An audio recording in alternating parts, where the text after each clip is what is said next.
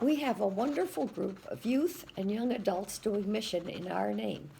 It's a joint group with Emmanuel Frieden's Church. The leaders are Sylvester Doyer, Cliff Davis, and Nancy Spencer. Nancy is a member of Emmanuel Frieden's. We rarely see these young people. They used to meet on Saturdays. Now that they have busier schedules, and because of the pandemic, their meetings are not regularly scheduled. Their first mission trip was approximately 8 years ago in response to Hurricane Sandy. They went to the Jersey Shore to help with recovery. There, they learned basic construction skills and became hooked on volunteers in mission.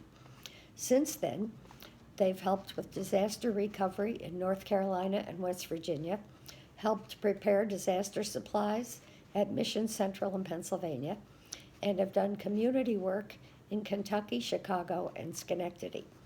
They help every month with the free community brunch and the rummage sales at Emmanuel Frieden's. Money raised at the rummage sales and car washes partially funds their mission projects. Last August, they went to inner city Chicago, where they helped to clean out a burnt-out church and became involved in the community. One of the young women sent us a short report about their experience. She said, "My name is Azalea Cardy. I am a leader and representative of the joint youth group of United Methodist Church and Emmanuel Frieden's Church. Last August, our youth group traveled to Chicago, Illinois on a mission trip. While we were there, we helped clean out a burnt-out church, weed their common areas, ate deep dish pizza, and learned a lot about their perspective of God. There were a few people we met who really stood out to us. One new friend we met at a basketball court is named Martell. He was in 8th grade, 4 to 5 years younger than most of us, and still beat us at a game of 3 versus 3.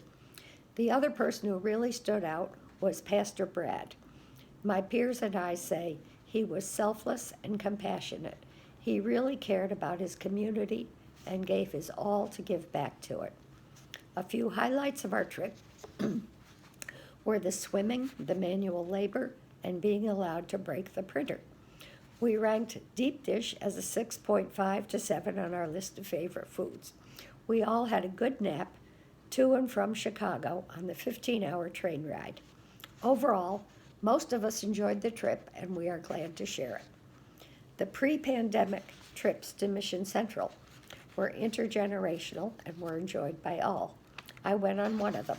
It was good to get to know these hardworking young people. Now they've asked us to participate in another intergenerational trip. Some of them are in college and some in high school, so their vacations don't match. They chose Memorial Day weekend as a time when they could all be available. You are all invited to be part of this team. Families are welcome to participate. Along with service, part of Volunteers in Mission is forming relationships and increasing cultural understanding. This trip includes both. We will drive to our mission hub in Liverpool, near Syracuse, on Saturday morning. We'll work at Mission Hub in the afternoon. Late afternoon, we'll go to Camp Casawasco, a Methodist camp on one of the Finger Lakes. We'll stay in Wesley Lodge, which has 10 bedrooms. Most are for 2 people. Meals will be provided by the camp, with special accommodations if needed. On Sunday, we plan to go to the Harriet Tubman National Historic Park and the Women's Hall of Fame before returning to the camp for dinner. Monday morning, we'll help the camp prepare for summer. After lunch, we'll come home. The cost for this trip will be $172 for those of us who are not members of the group. This includes 2 nights lodging, 6 meals, and admission to the Women's Hall of Fame. The deadline for registering is April 15th, so that we can tell the people at the camp how many will be there and can pay our second deposit. There's a limit to the number who can stay in the lodge.